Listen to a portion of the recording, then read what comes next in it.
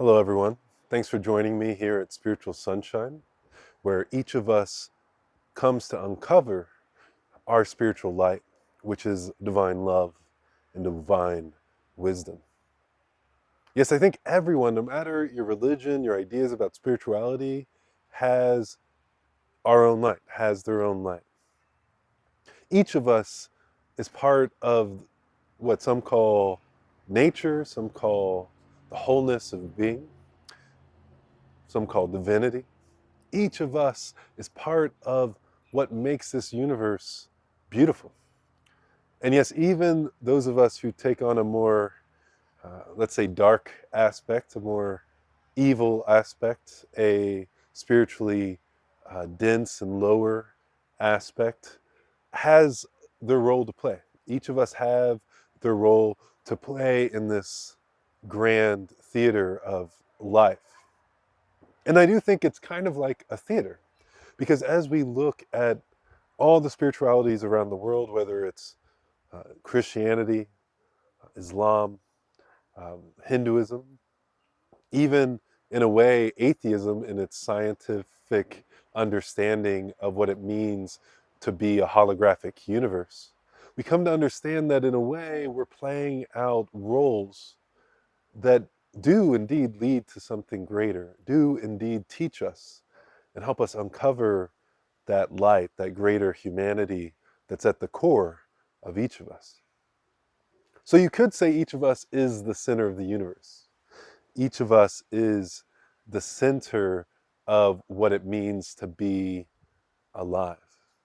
And you could also say that each of us has a fundamental, I don't know what you want to call it, a fundamental unity with the divine creator, with the creative force, really, the artistic force behind the beauty around us. Because it's easy to take this life for granted, but ultimately what we're talking about is an extension of ourselves. You can't find a human outside of the universe.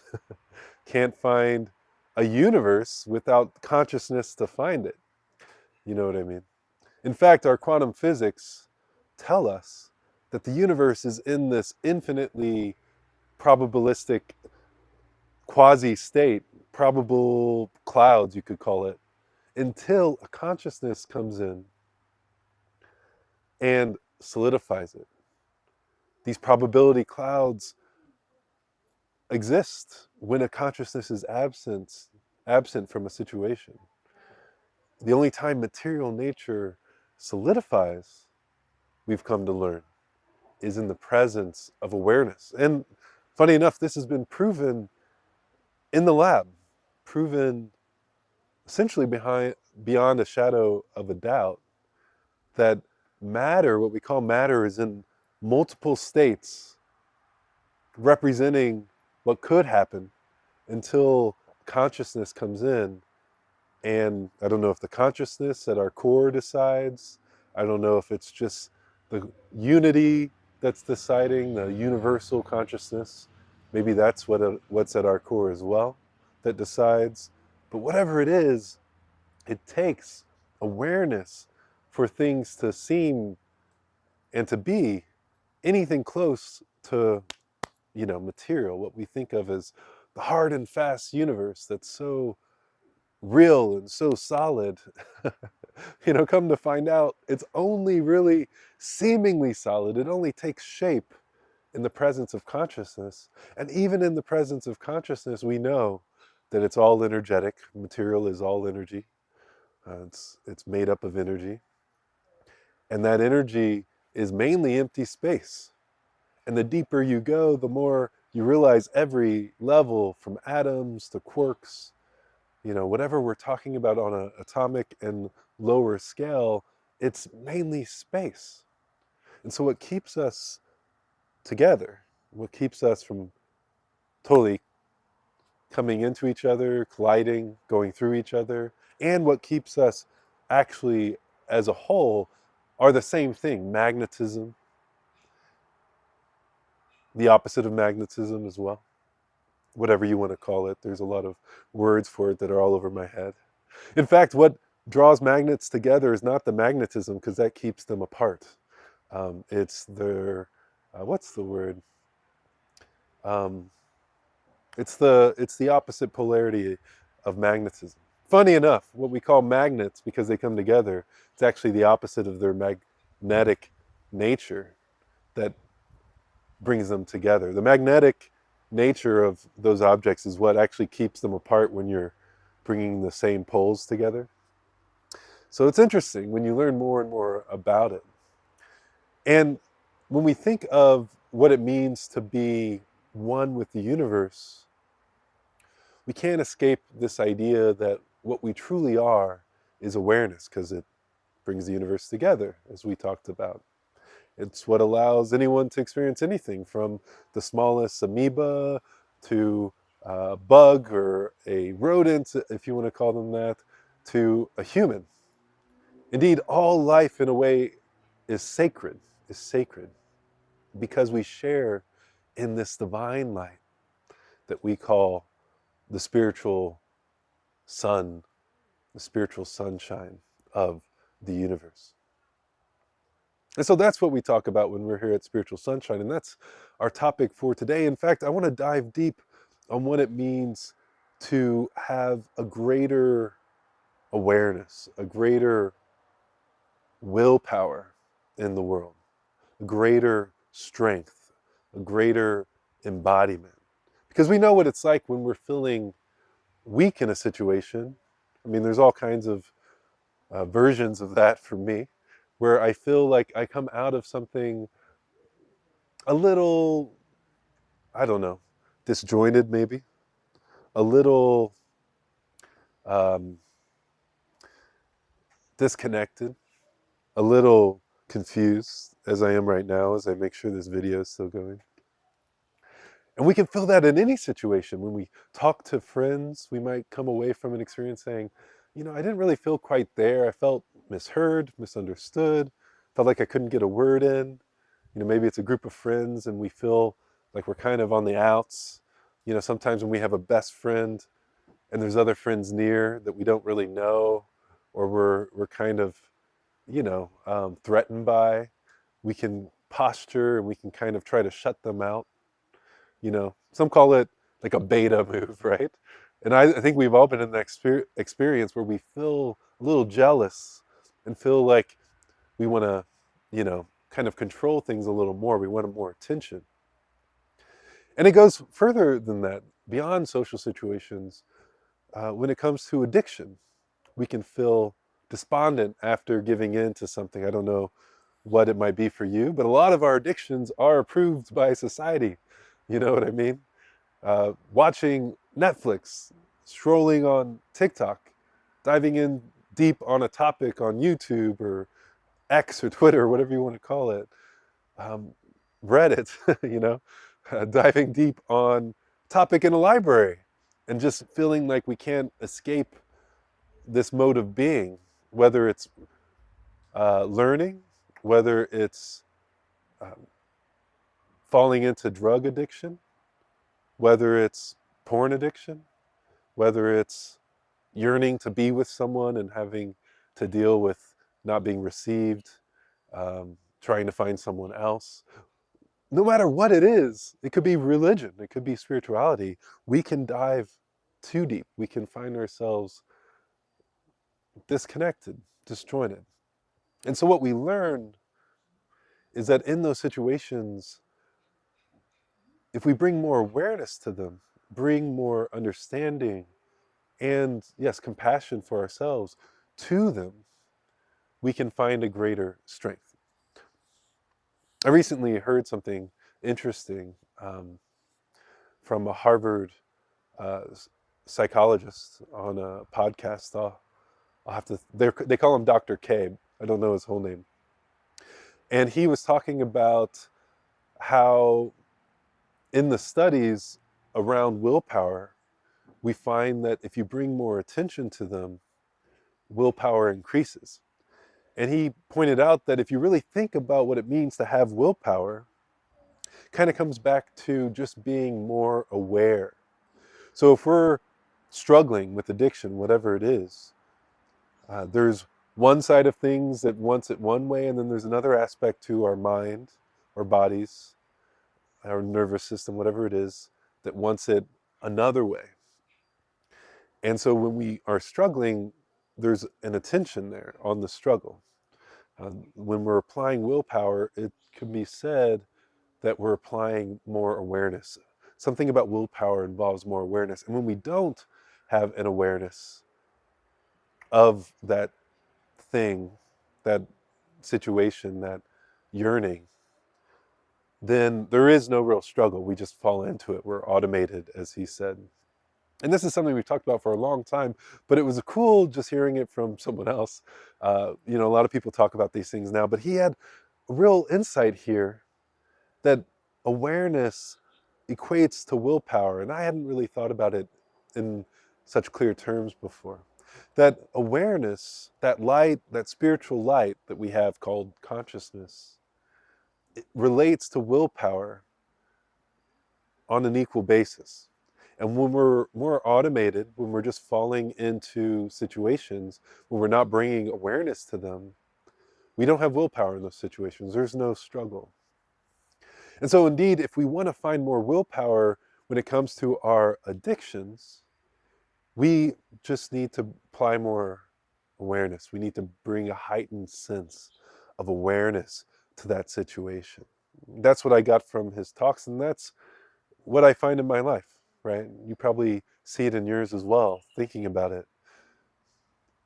That when we're more aware of how our emotions are turning, we have a heightened sense of agency, heightened sense of distance from those emotions because we're aware of what's going on, heightened sense of distance from that sense of personality we call ourselves, that id, as they say it, ego, you know, we have a heightened sense of, oh, wow, there's this mind or these feelings or these thoughts that come up and want to behave a certain way. And so we have some greater strength in that. We have a greater willpower in the spaciousness of just being aware, in the presence of just being more aware. And that's really all it takes to find some progress. And whatever it is that you want to maybe find an escape from, emotionally, mindfully, we just have to apply that light that some believe comes from the creator, the spiritual sun of creation, the creator, creatrix, the creatress, the Holy One. Or not holy at all, depending on your perspective, but just the creativity of the universe. It uses awareness to solidify the universe. The more awareness in a moment, the more things are coming together in wholeness, you could say. And that's true for ourselves inwardly as well. The more awareness, the more things come into wholeness. And like sunlight, the more light we shine on those inner dark pools, um, those inner swamps, those inner bogs, the more things start to heal, the more growth we see, the more illumination we can avoid the crocodiles and the alligators or what have you, the water moccasins. We can come to have a better integration with those aspects of ourselves without killing them, right? We can just avoid falling prey to them, allowing them to have their momentary, if you're in a boat or if you're walking through with the right gear and you notice something like that, you avoid it. But it's still there. It's still alive. There's a life to our negative side as well. There's a life, but we don't have to embody it. We can kind of treat it more like, that bog, that zoo, but more freedom there to escape, to find space, to find breath and light and health. So it's really nice, right? You can start to feel that empowerment just thinking about this a little bit, like, oh, all I have to do is bring more awareness. I don't have to fight to overcome this addiction. And I think that's actually true. that we find more agency, even when it comes to, I don't know, drug addiction, food addiction, self-harm. We can find more agency, more ability to just be our true selves, to kind of overcome, when we just bring more light, more awareness, more compassion as well. Because we can't forget compassion. We can't forget the warmth of what it means to be sunlight, what it means to be a human, really born from sunlight. I mean, how could we not be, right? All the life around us empowered by sunlight. We eat plants, or we eat things that eat plants. Where does that energy comes from? It's sun. It's the sun. We're an embodiment of divine light, of energetic offering, you could say. That's what we are. Energetic offering. You could say we're like a river. Things come in and we do stuff. We eat, we drink, we breathe air, which is also something we consume. And then we are. We are. And so in a way, we're like the sun. We offer ourselves to the earth. We're an expression of what it means to be the universe. And that's why it's okay to just be at times, to just be and be okay. Because that's what the sun does. Before it was so shining and bright, it was just perfect. Still, but also at rest. It was at a state of formation, of bringing things to it through what we call gravity. And then as it grew, as it became more settled, what happened, right? A greater flame started to burn. And then, lo and behold, millennia later, we have life on the surrounding planets, at least one of them, probably more, underground, in times past, in times future. And we know that these things just come together so perfectly because when we look at how the universe has been created, has evolved, we see that things just come together so nicely, and there's so much statistical perfection, right? So much statistical beauty. You know, they always say if this hadn't been perfect, then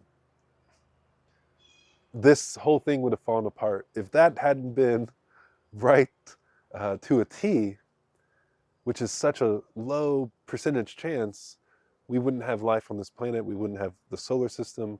Planets couldn't form. Space wouldn't be space the way it is, et cetera, et cetera. And so there's a perfection, there's some kind of perfection to this universe, whether it's just by random chance, maybe there's a lot of universes, or something else, something more conscious. There's a perfection here.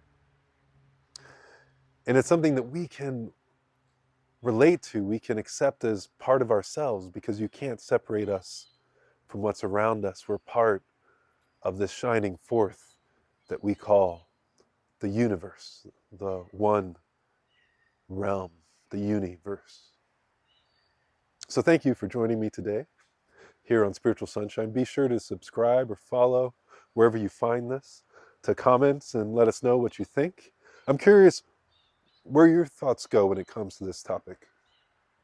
And just go forth knowing that you are divine light, you are one with the universe, and that you're whole even now, and can find greater wholeness in terms of peace, in terms of compassion, in terms of understanding, as you bring awareness, which brings willpower to any situation that's inside you. All right, peace.